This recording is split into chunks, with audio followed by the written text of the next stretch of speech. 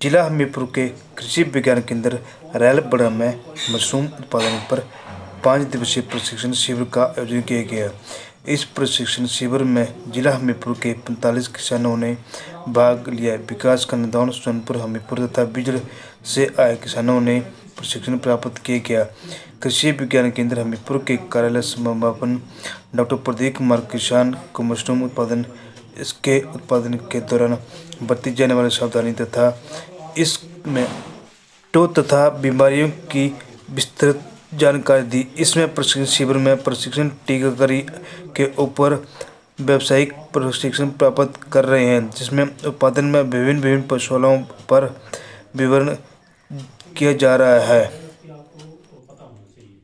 आप जब भी जाएं तो 1 महीने से ऊपर जो बीज होगा वो आपने नहीं लेना। वो कैसे पता चलेगा? उससे पता चल जाएगा जब ढेला बन जाएगा, है ना। ग्रोथ होती रहती है इसमें।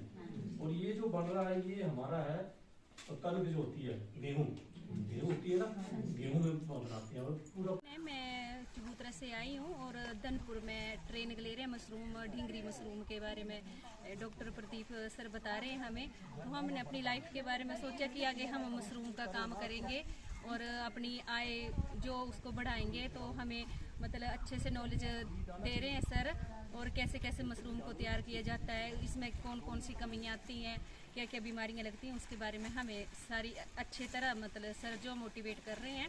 तो मतलब बाकी भी काफ़ी सारी लेडीज़ हैं, उनको सर मतलब लेक्चर दे रहे हैं। तो हमें मतलब काफ़ी समझ भी आ रहा है और हम अपनी मतलब आगे प्रोग्रेस करेंगे मतलब मशरूम बनाने में।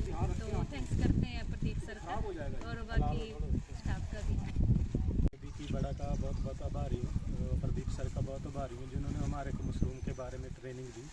कैसे मशरूम का हम उत्पाद कर सकते हैं, कितने टाइप के मशरूम हैं और उनमें क्या क्या प्रॉब्लमें आती हैं, जैसे वेट कम होना, काला पड़ना, और उसके लिए क्या क्या रोकथाम है उसके लिए उन्होंने बताया।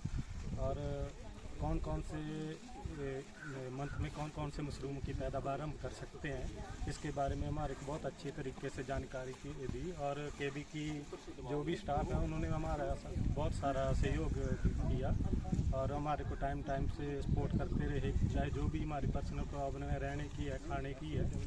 और मशरूम के बारे में हमारे को जितनी, इससे पहले मेरे को कोई पता नहीं था मशरूम कैसे पैदा होता है, गेहूँ के बीज से पैदा होता है, कैसे होता है, क्या क्या प्रॉब्लमें आती हैं और इसके क्या क्या बेनिफिट हैं।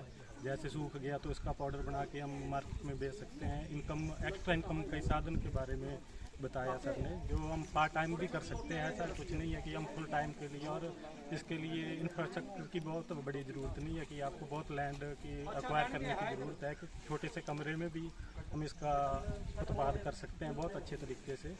इसलिए मैं केबी की बड़ा का बहुत बहुत आभारी हूँ। धन्यवाद। स्टार्ट। जी नमस्कार, मेरा नाम ईशान तिवारी है। मैं टिल्लू ग्राम से रहता हूँ और केवीके के बारे में पहले भी मैं पौधा लेने के लिए और बाकी ज्ञान लेने के लिए आता रहता था जब सब्जियों से रिलेटेड।